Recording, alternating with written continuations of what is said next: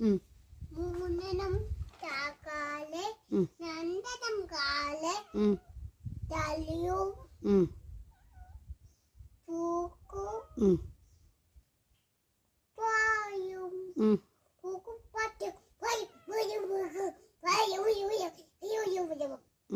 പിന്നെ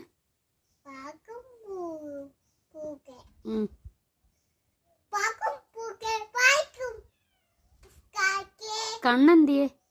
കണ്ണെന്തിയെ? ചെവിയോ? വയറോ?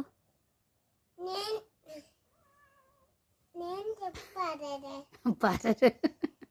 പരരാണോ അത്? കയ്യോ?